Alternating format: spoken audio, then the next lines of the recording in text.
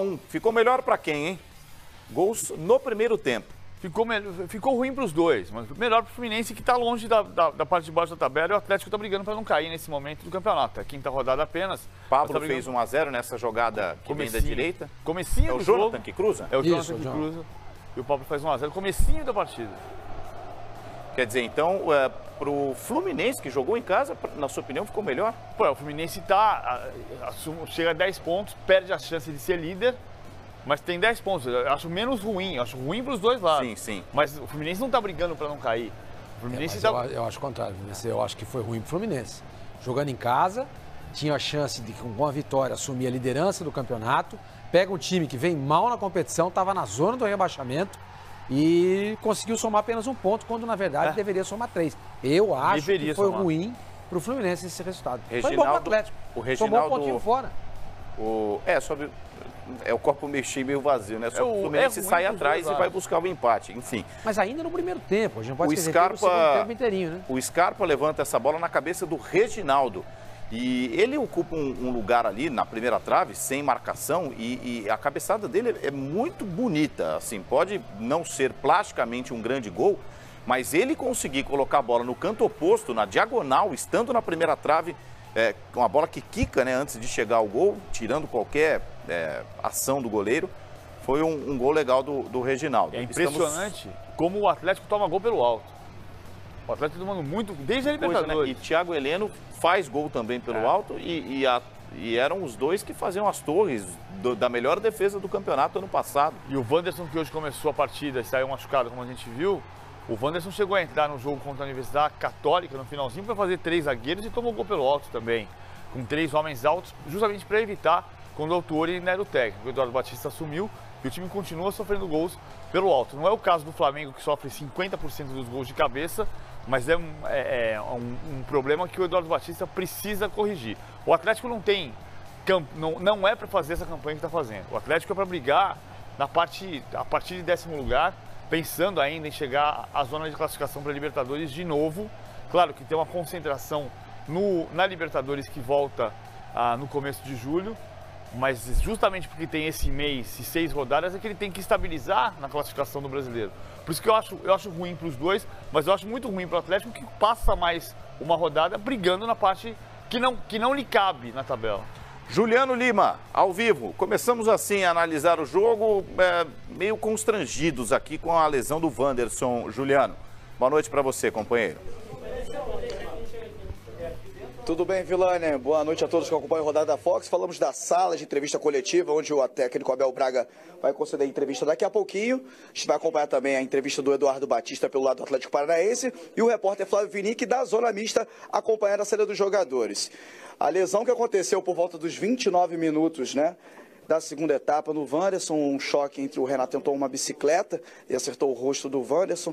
A informação que a gente tem, segundo o médico do Fluminense, que acompanhou todo o processo ali de retirada do jogador na ambulância em direção ao hospital, Michel Simoni, é que o jogador estava acordado, passa bem e que nesse momento vai passar por exames para saber realmente a gravidade, mas por enquanto ele vai ficar em observação. A princípio não preocupa os médicos, ele estava acordado e estava bem, segundo o médico do Fluminense, então, portanto, vai passar por exames aí para saber, ficar em observação realmente como é de praxe, realmente uma pancada na cabeça, realmente. O jogador Wanderson do Atlético Paranaense, a princípio, não preocupa e segue no hospital realizando exames. Daqui a pouco a gente volta com mais informações, entrevista coletiva do técnico Abel Braga, também do técnico Eduardo Batista pelo Atlético Paranaense e da Zona Mista, toda a repercussão do empate em 1-1 entre Fluminense e Atlético Paranaense. Daqui a pouco eu volto dentro do Rodada Fox. Combinado, Juliano, fique à vontade. Bom, o que mais dizer sobre Fluminense 1, Atlético Paranaense 1, rapaziada? Daqui a pouquinho as entrevistas direto do Maracanã. Depois que o Fluminense tomou o gol, o Fluminense tomou a iniciativa do jogo deu a vontade de tomar o gol muito rápido.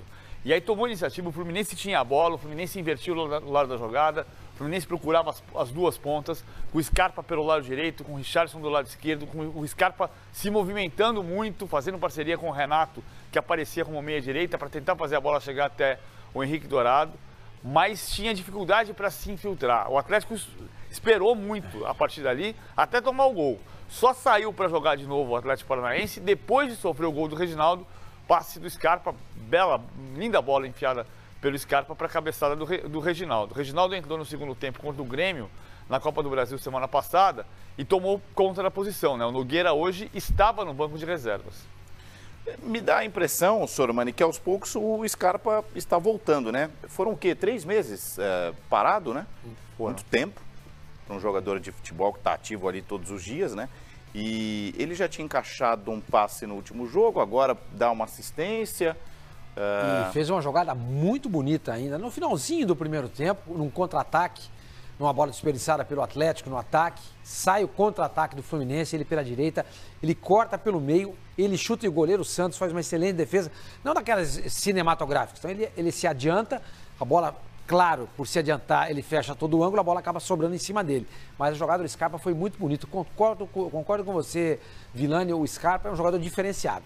Ele tem velocidade, ele tem drible e ele tem arremate. É um jogador que, lamentavelmente, vamos perder rapidamente o futebol europeu. Não foi uma defesa de santo, foi uma defesa de Santos. O Scarpa pode entrar nessa janela agora? O Fluminense precisa vender. O Fluminense já deixou claro que não é que precise vender o Scarpa. O Fluminense sabe que se tiver proposta, é o caso do Grêmio também. São diretorias que admitem que se houver proposta, claro que você vai estudar a proposta, ninguém vai chegar aqui para pagar 2 mariolas e levar o Scarpa. Mas, se você tiver uma proposta consistente, o Fluminense admite que precisa vender, assim como o Grêmio admite que precisa vender. Hoje mesmo o Romildo Bolzan entrou com a gente no Expediente Futebol e perguntado sobre isso, ele disse que não tem proposta pelo Luan e que não tem proposta pelo Ramiro, mas que ele precisa do dinheiro. Essa jogada que eu falei, ó. Olha a jogada bonita dele, ó. Olha, o Santos faz uma ótima defesa. E ele traz pra perna boa, né? E ele arremata muito bem de média distância. É mais ou menos igual o Robin, né? Você sabe que ele vai fazer isso. Mas você não consegue tirar a bola dele. Você entendeu? Não consegue tirar. Aqui, sobre isso ainda, possibilidade do Scarpa ser negociado, eu estou tentando alcançar aqui quem compra. Só o Palmeiras compra. E o Flamengo. Acho que não é mercado brasileiro. Não, exatamente. É Europa. Não, eu digo, dos times do Campeonato Brasileiro, está todo mundo se desfazendo de jogador. O Atlético, o Galo, o São Paulo, o Grêmio, o Fluminense. Sim. São equipes que admitem a necessidade de vender, né? Sim. O São Paulo até chegou a estipular 50 milhões no ano. Preciso de 50 milhões em atletas negociados. Já atingiu, mas ainda luta, né? Para segurar o Thiago Mendes. Quer dizer, está todo mundo negociando o atleta. O Santos está em dificuldade também. Não, né? O Santos precisa vender pelo menos um jogador. Ele sonha em vender ou o Zeca ou o Thiago Maia. Essa é a expectativa do Santos. Que coisa, que pena. Bom, Flávio Vinick, ao vivo, com o médico do Fluminense. Boa noite para você, Vinick. Boa noite, Gustavo Villani. Boa noite a todos. A partida ficou marcada por esse incidente, né, na bicicleta do Renato. Acabou atingindo o jogador do Atlético Paranaense, o Wanderson. O Michel Simoni, que é diretor de saúde do Fluminense, colaborou na saída do jogador ali, num primeiro atendimento também. O jogador saiu de ambulância. O Simoni, obrigado aqui pela participação. O que você pode passar para a gente do que aconteceu, do que você viu primeiramente e do estado de saúde do Wanderson? O mais importante é tranquilizar a família, né? Eu acho que é o mais relevante. O atleta está bem, está consciente. Agora, ele teve um trauma na face, um trauma violento. Ele na hora perdeu a consciência por alguns segundos, o que significa que ele teve uma concussão cerebral leve, uma ferida na face, mas já saiu consciente, responsivo. Evidentemente foi para o Hospital Vitória, na Barra, onde a gente já contactou toda a equipe de emergência, pessoas ligadas a nós, a estrutura médica que o Fluminense tem, para que ele possa receber o atendimento adequado e os exames necessários. Mas a família pode ficar tranquila que ele saiu daqui bem. Ele passa por exames, ainda vai ser avaliada a situação dele com mais detalhes? Com certeza, ele vai chegar lá numa equipe de emergência que vai avaliar ele em todos os detalhes, né? Na questão neurológica. Aqui ele teve a avaliação do departamento médico do Atlético Paranaense em conjunto com o departamento médico do Fluminense. Nessa hora que alguém se machuca, há uma união de forças, evidentemente. Em primeiro lugar está a saúde. E lá ele vai sofrer avaliação por parte do neurologista. Provavelmente vai ser submetido a uma tomografia computadorizada ou algum exame complementar a ser decidido. Assustou, foi uma cena que assustou, né? Imediatamente até os médicos do Fluminense também procuraram socorrer o jogador. Eu inclusive, estava lá em cima, desci, porque com a experiência que todo mundo tem em emergência, quanto mais gente capacitada para ajudar, eu acho que é positivo. Mas, sim, a cena assusta. Hoje, trauma de cabeça é uma coisa bastante frequente, bastante comum no futebol, e a gente tem que tomar os cuidados necessários. Mas, graças a Deus, eu tenho plena confiança que o atleta vai ficar muito bem. Algum tipo de risco que ele corre? Não acredito. Saiu daqui consciente, responsivo, é óbvio que vai fazer exames de imagem. Ele vai ter que avaliar através da tomografia, provavelmente, se teve alguma repercussão. Mas ele saiu daqui consciente, em bom estado geral, acredito que ele possa estar muito bem agora. Obrigado, Michel Simoni. Voltamos ao estúdio. Obrigado, Vinica. A qualquer instante você volta também com mais reportagens e entrevistas aí direto do Maracanã. Ricardo, desculpa te pedir assim em cima da hora, mas vamos atualizar então definitivamente a tabela de classificação. Se não tiver à mão, daqui a pouquinho a gente chama, porque é só o primeiro jogo, né, da quinta rodada do Campeonato Brasileiro, mas o Fluminense briga na parte de cima, o Atlético numa outra condição na metade de baixo. Chapecoense, Corinthians e Fluminense, equipes empatadas com 10 pontos. Lembrando que a Chapecoense não joga nesta quarta-feira.